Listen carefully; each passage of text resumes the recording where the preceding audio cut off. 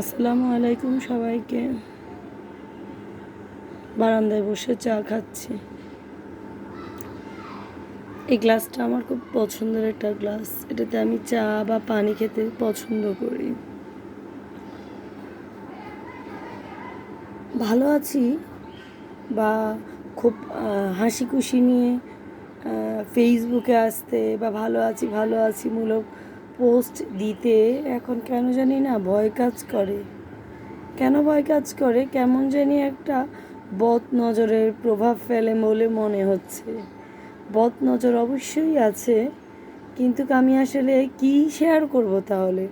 আমি ভালো আছি সেটা যদি না বলি বা হাসি খুশি যদি না থাকি, তাহলে আমি কোনটা দেখাবো? আমি কিছুই দেখাতে পারবো না বা কিছুই বলতে পারবো না, ইনঅ্যাক্টিভ থাকবো।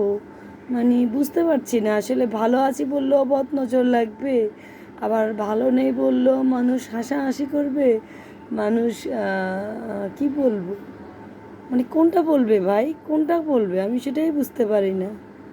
তো মাঝে মধ্যে খুব খারাপ লাগে, হঠাৎ হঠাৎ করে অতিরিক্ত খারাপ লাগে। যেমন গত সপ্তাহ চট্টগ্রাম থেকে এসে একটা লং টাইম বেড়ানোর পরে আমার প্রচণ্ড কেমন জানি বাসায় এসে আমার অস্থির লাগতেছিল। মাইন্ডলি আমি কেমন জানি একটা মানে ফেড আপ ছিলাম। কী নিয়ে কেন আমি কিছুই বুঝতে পারছিলাম না। কেন আমার এত মন খারাপ হচ্ছে? আমি তো বেড়াই আসলাম, আমার কেন এমন লাগছে? তো আমার মানে শারীরিকভাবে বা ছেলে মেয়ের উপরে বা হাজবেন্ডের উপরে সব কিছুর উপরে আমার খুব বিরক্ত লাগছিল। এত এত কাজ, এত প্রেশার।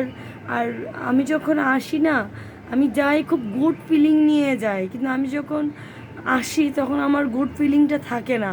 আমার কাছে মনে হয় আমি যে মাইন্ডে গেছি গ্রামের বাড়িতে বা আমার বাড়িতে, ঠিক আমার ওইটা মনে হয় ফুলফিল হয়নি। কোথাও জানি একটা শূন্যস্থান রয়ে যায়, কোথাও যেন একটা শূন্যস্থান থেকে গেছে। এরকম কেন লাগছে? তো এগুলো কি কোনো বদ নজরের লক্ষণ? I don't know.